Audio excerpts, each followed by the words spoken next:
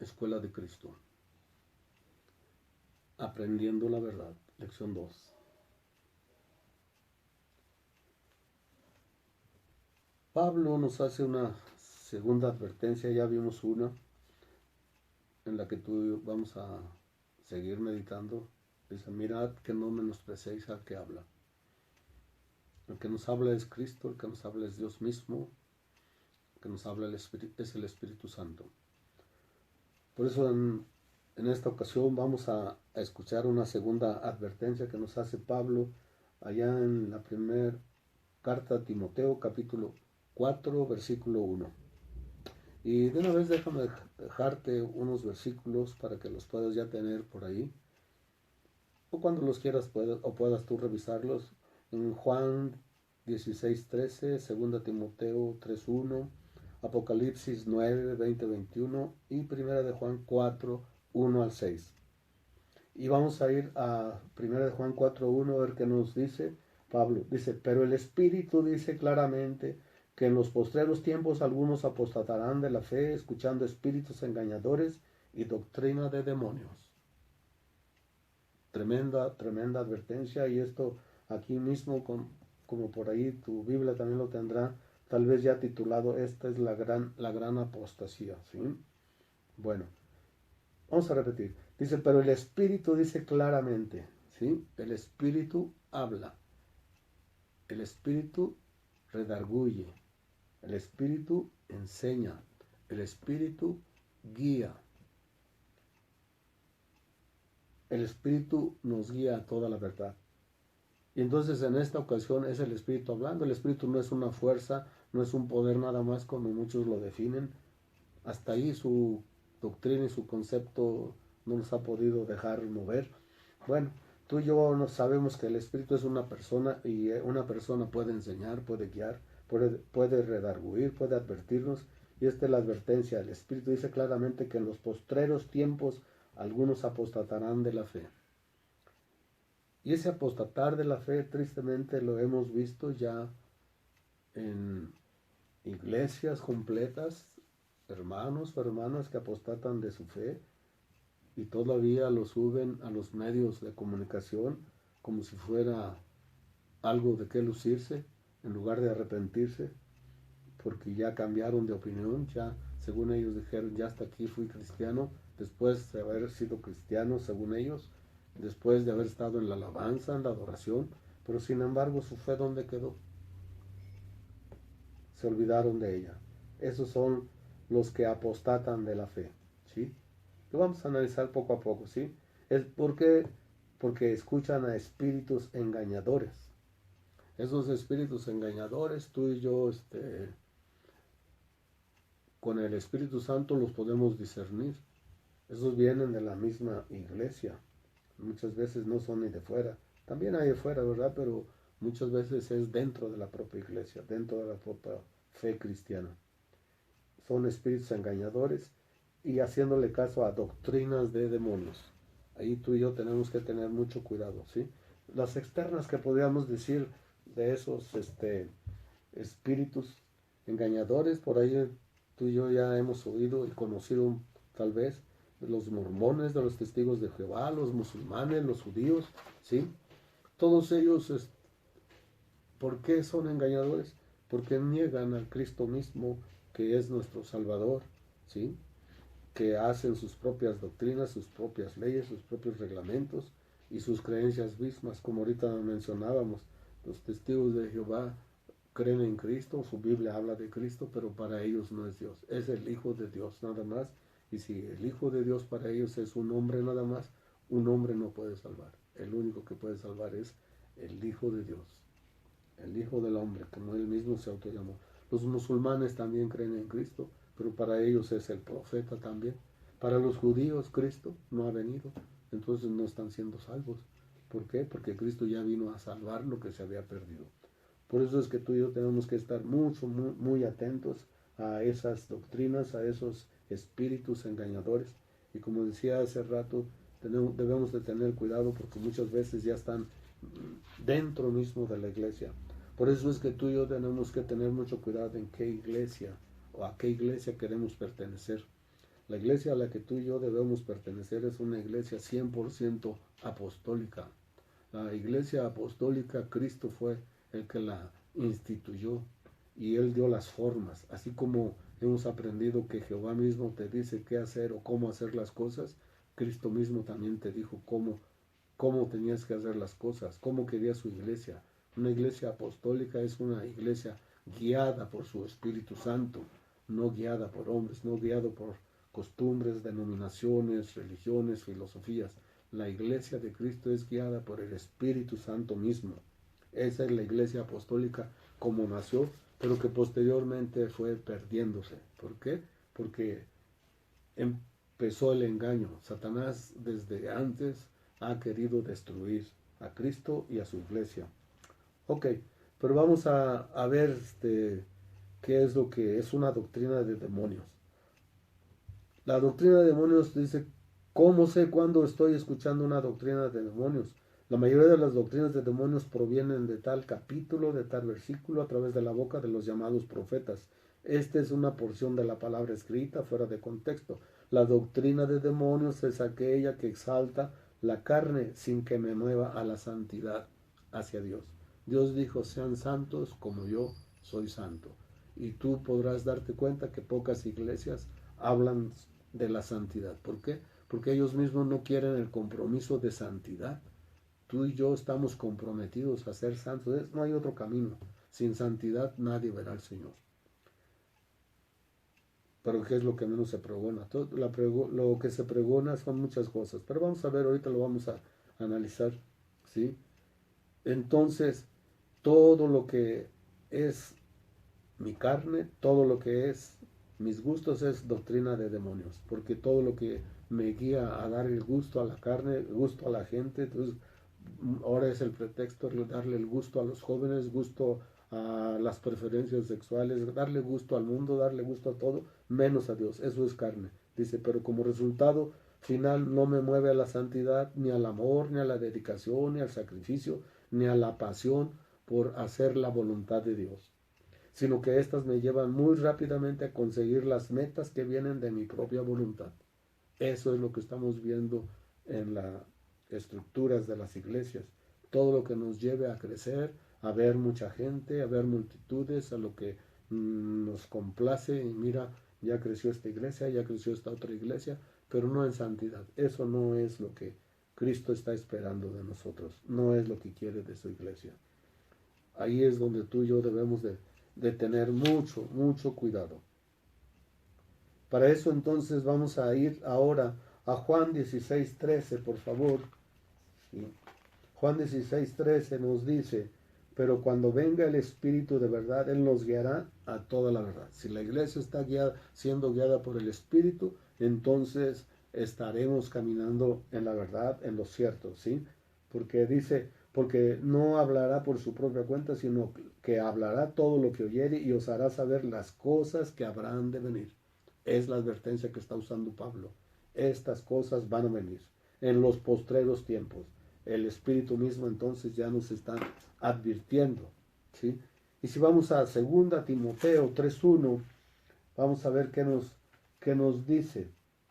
También debes saber, le está hablando a Timoteo, también debes saber esto, que en los postreros tiempos vendrán tiempos peligrosos. Lo peligroso es que tú y yo estamos aceptando cosas no que vienen del Espíritu, no que son la doctrina de Cristo, la doctrina de Dios, la voluntad de Dios, ¿sí? Pero estamos aceptando a una sociedad desprovista de Cristo, del conocimiento de Dios, pero que abunda en vicios, no solo físicos, sino religiosos. Ahí está el tremendo peligro que estamos corriendo tú y yo. Por eso es que tú y yo debemos seguir analizando qué es lo que estamos viviendo, qué es lo que estamos aprendiendo. ¿Estamos aprendiendo la verdad o estamos aprendiendo la mentira como nos la muestra el mundo, aceptándola como el mundo nos la trae? Aún en la música, la alabanza, todo lo que sea de hombre, pero no es de Cristo. Dice, el propósito de Dios es hacernos conforme a la imagen de Cristo. Es lo primero que de donde partimos, es de donde seguiremos, ¿sí? Serás confrontado con la codicia, con la voluntad propia, con tu voluntad, porque esto es lo que termina diciendo, esto es lo que a mí me gusta, es lo que me agrada, y yo creo que esto está bien, y yo creo que esto es lo que me va a salvar, esto es lo que voy a pregonar yo también, y por ahí te vas, pero no vas a la palabra, ¿sí?